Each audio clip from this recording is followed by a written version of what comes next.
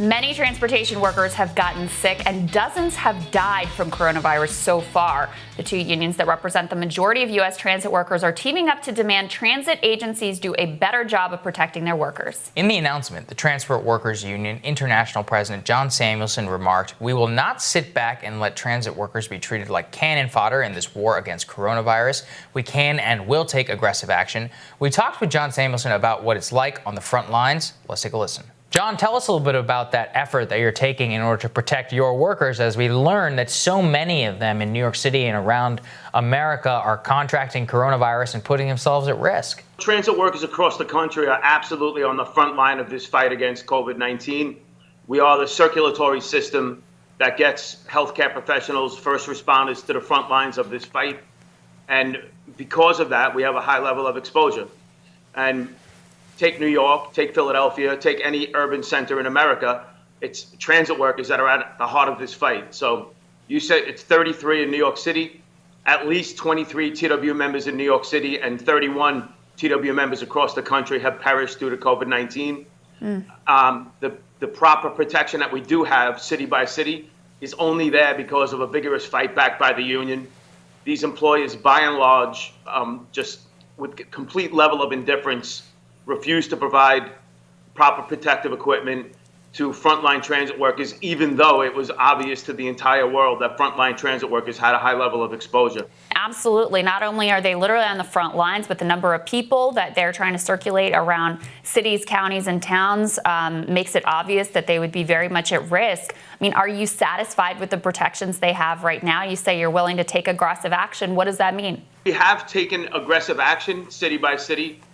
In New York and Philadelphia in particular, there is a level of PPE that exists on the property right now that wouldn't be there but for the aggression of the union, if that's even the right word, but for the union fighting back on behalf of our members.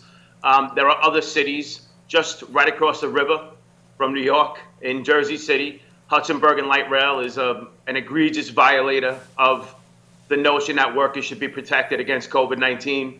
We're having problems in other cities as well. Columbus, Ohio. It's something that just should not be happening. Transit workers should be recognized as the heroes that we are for delivering the fight against this pandemic, or delivering the fighters to the pandemic. When you're saying you're not getting what you need, let's talk about that. What does that entail? Is it masks? Is it gloves? Other personal protective equipment? So it's everything you just mentioned. It's sanitary solution. It's social distancing in the workplaces to the extent that's possible. I mean, one of the problems with public transit is that it's not a national industry. City by city, municipality by municipality, there are different entities that are responsible for public transit. So unlike the airline industry where it's a national industry. So what we are calling on is the federal government to intervene and establish national standards that protect transit workers in every municipality and every public agency that provides transit. And so far, that's not happened, and it needs to happen. The only thing that transit workers have right now to rely on this fight to protect themselves against corona are themselves. The employers are they fall into two categories. They're either bureaucrats that are just frozen, paralyzed with fear, or paralyzed with an inability to come up with creative ideas to fight back, or they're private vendors that are just seeking profits, and they could give a rat's ass about transit workers being exposed to COVID-19. Your workers are on the front lines, essential workers doing their job, risking contracting coronavirus, risking literal death, which many of them, far too many, have suffered.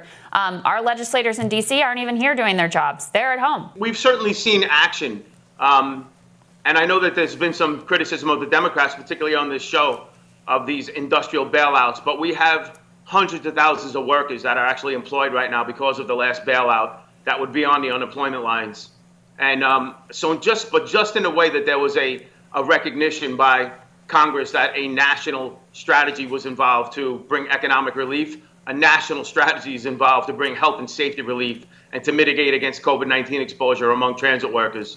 And it's not only transit workers, it's also frontline transport workers everywhere, flight attendants, railroad workers. So there has to be a national strategy that protects workers, and hopefully this next bill that's being conjured up right now in Washington will address the need for PPE, will establish emergency standards on how transit agencies and frontline transportation workers should be taken care of in the midst of this pandemic. And how are your members holding up? I mean, not only are they, is their health at risk, but I'm sure emotionally this is incredibly difficult for them.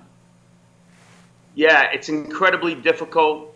Transit workers recognize that we play a vital role. We have a deep loyalty to our fellow blue-collar workers that are really the driving force in response to this pandemic. It's certainly not the Wall Street guys or the bankers or the corporate executives that are delivering America out of this pandemic. It's blue-collar Americans. And that's why blue-collar America has been disproportionately hit by COVID-19, and particularly transit workers, because we are delivering all the other blue-collar workers that have to fight this pandemic to their workplaces and to houses in terms of homemaids and food service workers. So we recognize that we have an obligation, but there's reciprocal obligations, and that is to provide us with the proper protective equipment so that we don't needlessly become exposed and used as cannon fodder. We stand with you completely, and we thank you so much for giving this update. And whenever the next bailout happens, we'll make sure that we fight for those provisions, and we'll make sure to have you on in order to give us an update. Appreciate you and so many of your members so much. Thank you. Thank you, John.